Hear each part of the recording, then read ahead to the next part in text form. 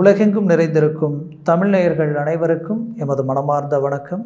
நான் உங்கள் ஜோதிடர் அந்தியூர் சுதாகர், பாரம்பரிய முறை ஜோதிட ஆராய்ச்சியாளர். இன்று நாம் காணக்கூடிய தலைப்பு தமிழ் புத்தாண்டு வருடம். இந்த வருடம் குரோதி வருடம். இந்த வருடம் உங்களுக்கு மிதுன ராசி அன்பர்களுக்கு எப்பேற்பட்ட பலனை தரப்போகுதுன்றதை நம்ம பார்க்கலாம். மிதுன ராசி அன்பர்களுக்கு இந்த வருடம் பொன்னான வருடமாக அமைய எமது மனமார்ந்த வாழ்த்துக்கள்.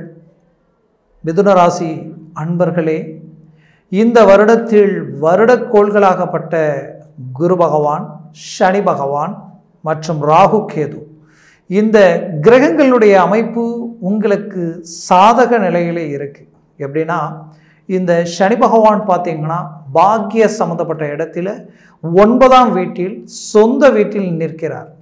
இவரது பார்வை உங்களது 3ஆம் வீட்டில் விழுது. எப்பவுமே சனி பகவானது பார்வை 3ஆம் வீட்டில் விழுவது மிகச்சிறந்த அமைப்பு.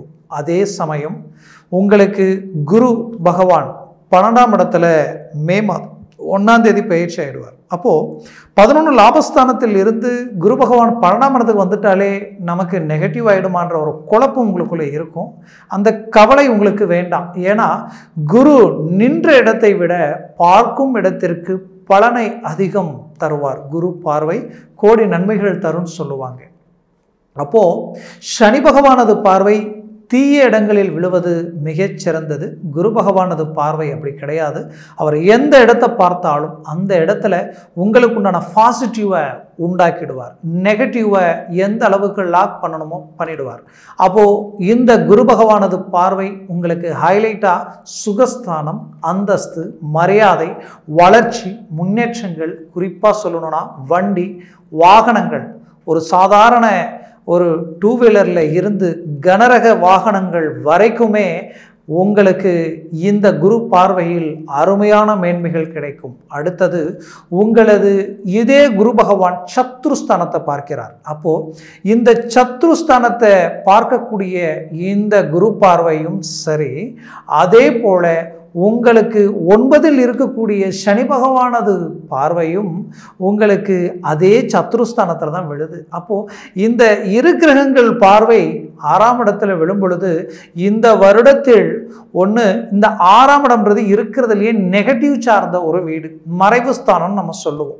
அந்த இடத்துல விழும் பொழுது அந்த இடம் எதற்கு சம்மந்தப்பட்ட இடம்னா ஒருத்தருடைய எதிர்ப்பு, போட்டி, பொறாமைகள் சார்ந்ததும், தடைகள் சார்ந்ததும், சத்துருக்கள் சார்ந்ததும். ஆக அடுத்தது பார்த்தீங்கன்னா நோய் நொடிகள் சார்ந்ததும், அதற்கு அடுத்தது கடன் சுமைகள் சார்ந்ததும். இந்த வழக்கு பிரச்சனை, அதே போல் நமக்கு இருக்கக்கூடிய சொத்துக்களில் இருக்கக்கூடிய தகராறுகள், கடன் வாங்கி கடன் சுமைகளில் இருக்கக்கூடிய இந்த அவல நிலைகளுக்கு சார்ந்த இடம். இந்த இடத்தை குறிப்பாக சனி பார்த்தால் மிகுந்த யோகத்தை கொடுக்கும். ஏன்னா சனி பகவான் சுப இடத்தை பார்க்கக்கூடாது. ஒரு நல்ல இடத்தை சனி பகவான் பார்த்துட்டால் கண்டிப்பாக அது நெகட்டிவ் ஆகிடும். சனி பார்வை அங்கே விழக்கூடாது. ஆனால் ஒரு கொடிய இடத்துல இந்த சனி பகவான் பார்வை விழும் பொழுது உங்களுக்கு 100% அந்த நெகட்டிவ் லாக்கை உடைச்சி பாசிட்டிவான ஒரு அருமையான ஒரு மேன்மைகள் உருவாக போகுதுன்றதை உங்களுக்கு கிடைக்கக்கூடிய ஒரு பாக்கியமாக நினச்சி இந்த வருஷத்தை உங்களுக்கு சாதகமாக பயன்படுத்தக்கூடிய ஒரு நிலை உருவாகும். அடுத்தது ராகு உங்களுக்கு 10ஆம் வீட்டில் இருக்காரு. 10ல் ராகு இருந்தால் உங்களுடைய வேலை, உங்களுடைய தொழில் உயர்தரமான மேன்மைகளை உண்டாக்கக்கூடிய அற்புதமான மேன்மைகள் உருவாகக்கூடிய ஒரு அமைப்பு. அப்போ மிதுனத்தில் இருந்த இந்த மிதுன ராசிக்கு உங்களுக்கு தனுசுல இருக்கக்கூடிய ராகு மிகச்சிறந்த அமைப்பை உண்டாக்கிடுவார். 4ஆம் வீட்டில் கேது பகவான், அந்த கேது பகவான குரு பார்க்கிறார். அப்போ அந்த கேதுவால் உங்களுக்கு மேன்மை உண்டு. மொத்தத்தில் இந்த காலம் உங்களுக்கு கிடைச்ச ஒரு வரமா இருக்கும்.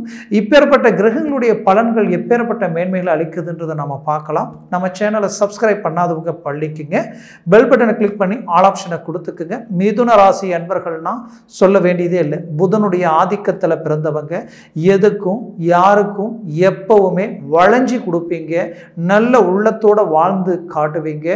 உங்களால் வாழ்ந்தவங்க இருப்பாங்க, கெட்டவங்க இல்லைன்னு மார்தட்டி சொல்லலாம். உழைப்புக்கு உங்களுக்கு நிகர் நீங்க தான். வாழ்க்கையில் சாதாரண இடத்துல இருந்தால் கூட மற்றவங்க பார்த்து ஆச்சரியப்படக்கூடிய அளவுக்கு வளர்ந்து காட்டுவீங்க, வாழ்ந்து காட்டுவீங்க. அந்த பலமும் அந்த அற்புதமான மேன்மையும் கடவுள் இயற்கையாகவே இந்த புதனுக்கு கொடுத்திருக்கார். காரணம், உங்களுடைய லக்னத்திற்கும் உங்க ராசிக்கு அதிபதி மிதுனத்தில் புதனுடைய ஆட்சி வீடு. ஆனா இந்த ஆட்சி வீடு அதே புதனுக்கு உச்ச வீடா 4ஆம் வீட்டில் அவருக்கு ஆட்சி வீடாகவும் உச்ச வீடாகவும் அமையுது. 4ஆம் வீடுன்றது ஒருத்தருடைய அந்தஸ்து, மரியாதை, கௌரவம், சொத்து, செல்வாக்கு, மாபெரும் ராஜ வாழ்க்கை வாழக்கூடிய அற்புதமான இடம்.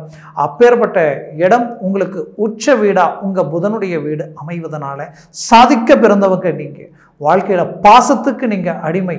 உங்க வாழ்க்கையில நீங்க பல இழப்புகளை சந்திச்சதுக்கு காரணமே அந்த அன்பும் பாசமும் நம்பிக்கையும். இதனால பலவிதமான பாதிப்புகளை சந்திச்சிங்க, பலவிதமான மன உளைச்சலுக்கு ஆளானீங்க. ஆனாலும் அந்த கடந்த 5 வருஷத்துல நீங்க சந்திச்ச அந்த கண்டகச்சனி, அஷ்டமச்சனியினால நடந்த அந்த எல்லாவித பாதிப்புகளுக்கும் இப்போ இந்த குரோதி வருடம் உங்களுக்கு கிடைக்கக்கூடிய வரமாமையும். குரோதி வருடம்னா ஐயோ குரோதியா நம்மளை பாதிக்குமா, ஏதோ ஒரு பிரச்சனைகள் வருமா, அந்த வேதனையோ வருத்தமோ உங்களுக்கு வேண்டாம். குரோதி வருடன்றது 60 வருடங்களில் 38வது வருடம்.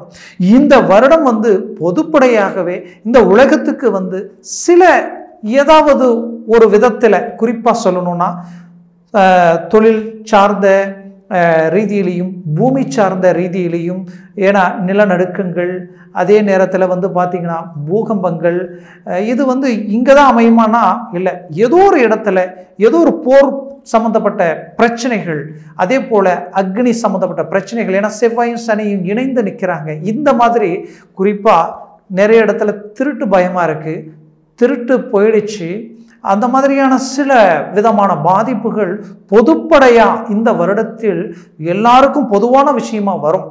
ஆனா அது ஒவ்வொரு ராசிக்கும் பாதிக்குமானா அப்படி கிடையாது. இந்த ராசிக்கு நல்லா இருக்கு, அப்போ உங்களுக்கு நல்லா இருக்கு. நீங்க அதை பத்தி நினைக்க வேண்டிய அவசியம் இல்லை. இது சாதிக்கக்கூடிய ஒரு நேரம். நீங்க கடந்த 5 வருஷம், கிட்டத்தட்ட 7 வருஷத்திலிருந்தே உங்களுக்கு சரிவுகள் கண்டினியூ ஆகி 5 வருஷமா, குறிப்பா இந்த 3 வருஷமா நீங்களாக இல்லை, என்ன செய்யறதுன்னே தெரியாத அளவுக்கு மன அழுத்தத்துக்கு ஆளாயிட்டீங்க. உங்களுக்கு சார்ந்த உங்களை இழப்புகள் இழந்தீங்க. அது மட்டும் இல்லை, நட்பு ரீதியில உங்களுடைய வேல்யூ என்னன்றது நீங்க உணர்ந்தீங்க. வாழ்க்கையில் ஒருத்தருக்கு கஷ்டம்னு வந்தாதான் அந்த வலி வேதனை என்னன்றது தெரியும். அது மட்டுமல்ல, உங்களுடைய வேல்யூ என்னன்றது உங்களுக்கு தெரியும். காரணம் என்ன இப்படி சொல்ற நீங்க நினைக்கலாம்.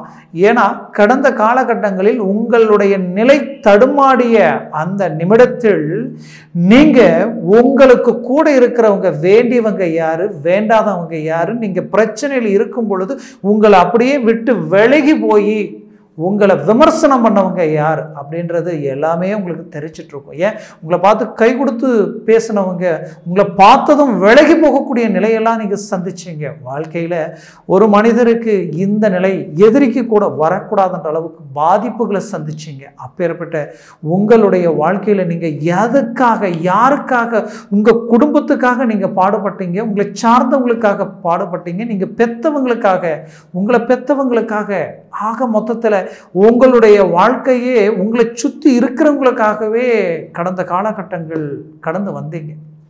யார் நல்லா இருக்கணும்னு நினைச்சீங்களோ கடைசியில் இப்போ அவங்களே பாதிக்கப்படக்கூடிய நிலைக்கு ஆளாயிடுச்சு. அப்பேற்பட்ட நிலையை மீண்டும் சரி செய்யணும். கடன் சுமைகளிலிருந்து மீண்டு வெளியில வரணும். வாழ்க்கையில் இருக்கக்கூடிய திருமண ரீதியில் இருக்கக்கூடிய பிரச்சனைகளை உடைச்சி மீண்டும் தன்னுக்கு ரீஎன்ட்ரி கொடுக்கணும். வாழ்க்கையில் தொழிலில் இருக்கக்கூடிய இழப்புகளை சரி செய்து உங்களுக்குன்ட்டு இருக்கக்கூடிய அந்த ரீஎன்ட்ரி, உங்களுடைய வேல்யூ என்னன்றது காட்டணுன்ற அந்த எதிர்பார்ப்பில் இருக்கிறீங்க. குறிப்பாக வேலையில் நீங்கள் சந்தித்த அவல நிலைகள். காரணம், எந்த திறமை இல்லாதவன் உங்களுக்கு பின்னாடி வந்தவன் இன்னைக்கு அவன் நினைச்சதெல்லாம் சாதிச்சுட்டு இருக்கான். ஆனால் எல்லா இலக்கிலையும் நீங்கள் டாப் லெவலில் இருந்த நீங்கள் இன்னைக்கு அப்படியே ஓரமாக ஒதுக்கி நிற்கக்கூடிய நிலைக்கு ஆளாயிட்டீங்க. சொந்தம் பந்தம் உற்றார் உறவினர் எல்லாருமே உங்களை முன்னின்று பல நல்ல விஷயங்களை உருவாக்குனாங்க. நீங்கள் நின்னாதான் அவங்களுக்கு கௌரவமும் நினைச்சாங்க. ஆனால் இன்னைக்கு ஒவ்வொரு விஷயத்திலையும் நீங்கள் ஒதுங்கி நிற்கக்கூடிய அளவுக்கும் ஒதுக்கி நிற்கக்கூடிய சூழல்கள், இது எல்லாமே மன உளைச்சலை சார்ந்தது. அப்பேற்பட்ட உங்களுக்கு குரு பார்வை உங்களது 4ஆம் வீட்டில் விழுது. 100% ரீஎன்ட்ரி கொடுக்குறீங்க. உங்கள் தொழிலில் நீங்கள் டாப் லெவலில் வர போகிறீங்க. எந்த பார்ட்னர்ஷிப்பால் பிரச்சனைகள் வந்ததோ, எந்த தொழிலாளிகள் உங்ககிட்ட வேலை செய்கிறவங்க உங்களுக்கு ஒத்துழைப்பு கொடுக்காம சில பிரச்சனைகள் சிக்கலாச்சோ, ஏன் நீங்கள் போட்ட இன்வெஸ்ட்மெண்ட் தேங்கி நிற்குது. போட்ட பணம் போடும்போது வேல்யூவான விஷயத்தில் போட்டீங்க, ஆனால் இன்னைக்கு வேல்யூவே இல்லாமல் நிற்குது.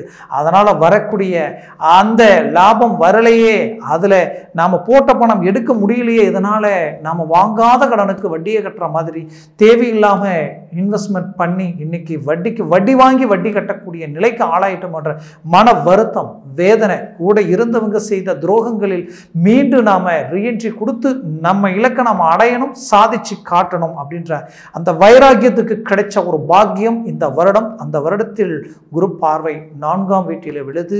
அதே நேரத்தில் 6ஆம் வீட்டில் சனியும் குருவும் இரண்டும் சேர்ந்து விழும் பொழுது உங்களுக்கு திடீர் டர்னிங், திடீர் திருப்பங்கள் உண்டாகும். ராகு 10ல் நிற்கிறார். தொழிலில் நீங்க தான், உங்களுக்கு நிகர் நீங்க தான், நீங்க பெரிய இலக்கு அடைய போறீங்கன்றது நிச்சயம். அப்போ இந்த வருஷத்துல உங்க முயற்சிகளை நீங்க போல்டா இறங்கி செய்யலாம். உங்களுடைய வேகத்தை நீங்க அதிகரிக்கலாம்.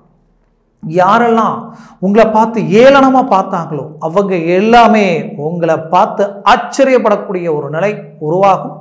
அந்த நிலை ரொம்ப பக்கமா இருக்கு. அதனால இந்த நிமிஷம் உங்க வாழ்க்கைக்கு கிடைச்ச பாக்கியமா நினைச்சு இப்பவே உங்க முயற்சிகளை பலப்படுத்துங்க. தொழில் ரீதியில் இருக்கக்கூடிய தடைகளை உடைப்பீங்க. எதிரிகள் உங்களை பார்த்து விலகி ஓடக்கூடிய ஒரு காலமா இந்த காலம் உங்களுக்கு இருக்கும். சத்துருஸ்தானம் பலவீனம் அடையுது. 100% உங்களுக்கு கிடைச்ச ஒரு வாய்ப்பு. அதே குரு பார்வை உங்களது 8ஆம் வீட்டிலும் விழுது, 9ஆம் பார்வையா. அப்போ உங்களது 8ஆம் வீட்டில் குரு பார்வை விழுந்தால் உங்களுக்கு இருக்கிற கஷ்டமெல்லாம் விலகும்.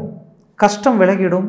உங்களது சிலருக்கு பார்த்தீங்கன்னா என் வாழ்க்கையே ஏதோ தண்டனை மாதிரி இருக்குங்க, நான் எது எடுத்தாலும் எனக்கு துரோகமாக இருக்கு, மனவேதனை, இனம் புரியாத மன வலி, மன அழுத்தம், இங்கே நான் நினைக்கிற மாதிரி யாருமே இல்லை, நான் தான் உண்மையான அன்பு வச்சிருக்கிறேன், நான் தான் உங்களுக்கு உண்மையாக இருக்கிறேன், ஆனால் எனக்கு இங்கே எதுவுமே அதற்கு சார்ந்தவாறு நடக்கலை அப்படின்னு நினச்சி வேதனையில் இருக்கிறவங்களுக்கு அந்த அஷ்டமத்தில் விழக்கூடிய அந்த குரு பார்வை உங்களது வாழ்க்கையில் இருக்கக்கூடிய அந்த மன பயம், வேதனை, வலி இது எல்லாத்தையும் போக்கிடும். 100% ஒரு புத்துணர்ச்சியான ஒரு அமைப்பு இந்த வருடத்தில் உங்களுக்கு கிடைக்குது. வேலையில் அடிமை மாதிரி கஷ்டப்படுறேன், ஆனால் எனக்கு எவ்வளோ கஷ்டப்பட்டாலும் என்னை டார்கெட் பண்ணியே எனக்கு நெருக்கடிகள் கொடுத்து பலவிதமான வேதனைக்கு ஆளாகி வேலையை விட்டு வெளியில் போயிடலாமான்ற அளவுக்கெல்லாம் சில சிக்கலை சந்திச்சுட்டு இருக்கிறேன் அப்படின்ற வருத்தம் உங்களுக்குள்ளே இருந்திருக்கும். அந்த வருத்தத்திலிருந்து மீண்டு வெளியில் வரக்கூடிய ஒரு காலமாக இந்த காலம் உங்களுக்கு அமையும். கண்டிப்பாக அந்த இடத்துல நீங்கள் யாரும் நீங்கள் காட்டுவீங்க. உங்களுடைய வேலையினுடைய திறமையும் ஆற்றலும் மற்றவங்க பார்த்து ஆச்சரியப்பட்டு உங்களுக்கு மேல் அதிகாரிகள், அதுக்கும் மேலே இருக்கிறவங்களே உங்களுக்கு அடுத்தடுத்த வாய்ப்புகள் தரக்கூடிய ஒரு காலமாக அமையும். அரசு உத்தியோகத்தில் இருக்கிறவங்களுக்கு உங்களுக்கு கிடைக்க வேண்டிய பதவி உயர்வு மற்றவங்களுக்கு, தகுதி இல்லாதவங்களுக்கு அந்த வாய்ப்பு கிடைச்சி எங்கேயோ போயிட்டாங்க. ஆனால் இன்னைக்கு வரைக்கும் ரிஸ்க் எடுக்கிறீங்க, கஷ்டப்படுறீங்க, உழைக்கிறீங்க, இப்போ கூட அந்த வாய்ப்பு நெருங்கி வந்து விலகி நிற்குது. உங்களுக்கு அலர்ட் பண்ணிய விஷயங்கள் கூட உங்களுக்கு கிடைக்காம இருக்கு. இன்னும் சிலர் வேலையிலேயே சிக்கல் வந்து அதுக்காக கேஸு, பிரச்சனை, கோர்ட்டு, அதுக்கு வழக்கு போட்டு என் மேல் இருக்கக்கூடிய பழிய, வீண் பழியை நான் வந்து நீக்கணுன்ற முயற்சிகளில் ஈடுபட்டு பலவிதமான மேன்மைகள் உண்டாக்கிட்டு இருக்கிறீங்க. கண்டிப்பாக சக்சஸ் அடைவீங்க. 100% மாற்றமே இல்லை. அரசியல் துறையில் நீங்கள் பட்ட கஷ்டத்துக்கு மற்றவங்க பலன் அடைச்சாங்க, உங்களுக்கு பலனே கிடைக்கல. இந்த நிமிஷம் வரைக்கும் நினச்சி வேதனையில், ஆதங்கத்தில் இருக்கிறீங்க. அந்த வேதனையும் தாண்டி நீங்கள் சாதிக்கக்கூடிய வாய்ப்புகள் இந்த தருணத்தில், இந்த வருடம் உங்களுக்கு கிடைச்ச ஒரு பாக்கியமாக இருக்கும். கண்டிப்பாக சொல்கிறேன், ஒரு நாள் நீங்கள் சொல்லுவீங்க, நான் நினச்சே பார்க்கலைங்க, நான் இந்த அளவுக்கு இருப்பேன்ட்டு. வாழ்க்கையில் எனக்கு இந்த வருடம் என்னால் மறக்க முடியாதுன்ற அளவுக்கு வளர்ச்சி அளிக்கும். ஆக முயற்சியை பலப்படுத்துங்க. குறிப்பாக குடும்ப ரீதியில் பாதிக்கப்பட்டவங்க மிதுன ராசி அன்பர்கள் பல பேர். காரணம், யதார்த்தமாக இருந்தீங்க, அவங்களுடைய கஷ்டங்களை பார்த்து செஞ்சீங்க, எல்லாத்தையும் மேனேஜ்மெண்ட் பண்ணீங்க. ஆனால் நம்பினீங்க மற்றவங்களை, இடையில வந்தாங்க, உங்களுடைய வாழ்க்கையில் இன்னைக்கு பலவிதமான சிக்கலை உருவாக்கி இங்கே நல்லவங்க யார், கெட்டவங்க யார், யாரை நம்புறது, யாரை நம்பக்கூடாதுன்னு தெரியாத நிலைக்கு இன்னைக்கு ஆளாயிட்டீங்க. இதனுடைய விளைவுகள் உங்கள் குடும்பம் உடைஞ்சு சுக்குநூறாகக்கூடிய நிலை. மீண்டும் சேர்ந்து வாழ முடியுமா? கணவன் மனைவி ஒன்று சேர முடியுமா? குடும்ப ரீதியில் இருக்கக்கூடிய பிள்ளைகளுடைய எதிர்கால அமைப்புகள் மீண்டும் பழையபடி வந்து சேருமா?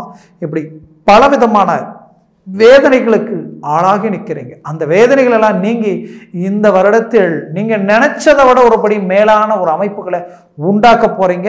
அது நடக்குது. அந்த வாய்ப்பு உங்களுக்கு கிடைக்குது. முயற்சிகளை பலப்படுத்துங்க. குறிப்பா பிள்ளைகளுடைய திருமண மேன்மைகள், திருமண ரீதியில் அவங்களுக்கு ஒரு நல்ல வாய்ப்புகள் அமையுமா?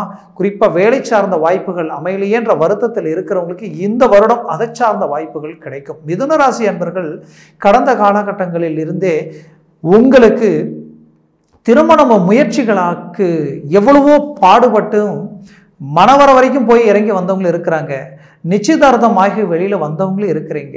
குறிப்பாக இதுதான் பொண்ணு, இதுதான் மாப்பிள்ளைன்ட்டு நினச்ச மாதிரி அமைஞ்சு கூடி வர மாதிரி இருந்து காரணமே இல்லாமல் ரிஜெக்ட் ஆனவங்களும் இருக்கிறீங்க. அப்போது இது எல்லாம் காரணமே இல்லாமல் நடக்குது. ஏதோ ஒன்று எங்களையும் தாண்டி எங்களுடைய வளர்ச்சியை பிரேக் பண்ணுது, ஏதோ ஒன்று எங்களை லாக் பண்ணுதுன்ற ஒரு குழப்பத்தில் இருக்கக்கூடிய உங்களுக்கு 100% அந்த எல்லா தடைகளையும் உடைச்சி எல்லா விதமான சூழ்ச்சிகளையும் நீக்கி நீங்கள் நினச்ச மாதிரியான ஒரு வாழ்க்கை, உங்களை பார்த்து உங்களுக்கு எதுவும் அமையலை, உங்களுக்கு எதுவும் நடக்கலை, உங்களுக்கு எதுவும் கிடைக்கலன்னு நினைச்சு சந்தோஷத்துல இருக்கிற அவங்களுக்கு எதிரில் மீண்டும் நீங்க ரீஎன்ட்ரி கொடுக்க போறீங்க. அந்த வாய்ப்புகள் உண்டாக போகுது. காரணம், உங்களுக்கு சத்ருவில் விழக்கூடிய குரு பார்வையும் உங்களது சனி பகவானது பார்வையால எல்லா தடைகள் நீங்க நினைச்ச மாதிரியான வாய்ப்புகள் அமைய போகுது. பூர்வீக சொத்துக்களிலும் தந்தை வழி சொத்துக்களிலும் குறிப்பா சொல்லணும்னா தந்தை வழி உறவு முறையில் இருக்கக்கூடிய பாதிப்புகள் நீங்கி மீண்டும் அது உங்கள் கைக்கு கிடைக்கக்கூடிய வாய்ப்புகள், உங்களுடைய ஆஸ்திகள் உங்களுக்கு கிடைக்கும். அதில் எந்த பிரச்சனையும் இல்லாமல் அந்த வழக்கு சார்ந்த அந்த தகராறுகள் எல்லாம் நீங்கக்கூடிய வருடமாக இந்த காலங்கள் உங்களுக்கு அமையும். இதில் 10ல் இருக்கக்கூடிய ராகுவால உங்களுக்கு தொழிலும் சரி வேலையும் சரி நீங்கள் உழைப்பாளியாக மாற போகிறீங்க. உழைப்புன்ட்டு நீங்கள் என்னென்ன குடும்பத்துக்கு தேவைகளை பூர்த்தி செய்யணும்னு நினச்சிங்களோ அது எல்லாத்தையும் பண்ணுவீங்க.